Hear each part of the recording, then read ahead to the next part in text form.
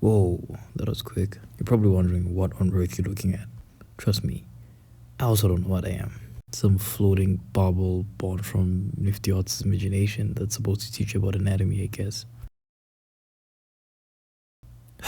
I'm so tired. Let's get this class started. Okay, one of my viewers asked for a video regarding drawing bodies.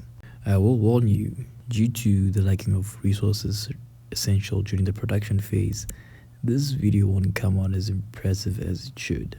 That's why it's going to be separated in 2 parts. Yeah, forgive me for that. Let us commence. Yeah, so the human body comprises mostly of the torso. Yeah, you're probably thinking, what on earth is a torso? Here it is, genius. It's basically the human body without the limbs. As creepy as it sounds, but yeah, that's it. Now when it comes to drawing bodies, what matters is not what's outside, but what's inside. I'll say it again, the inside is more important than the outside. I had to learn the hard way, and I want to save you from that. So this thing right here is called a rib cage. We all have it. If you don't have it, you're probably not human.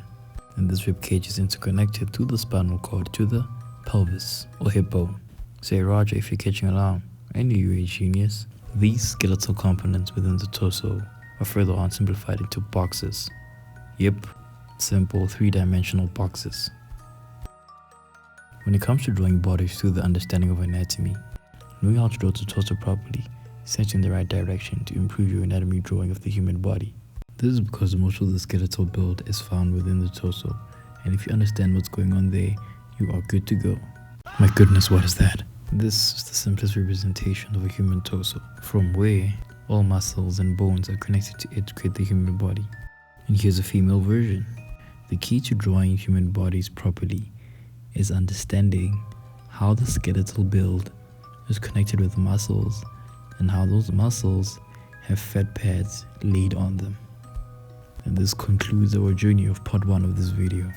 I hope you really enjoyed it. If you liked it, mention it in the comments. If it did bad, inform me so that I can improve it.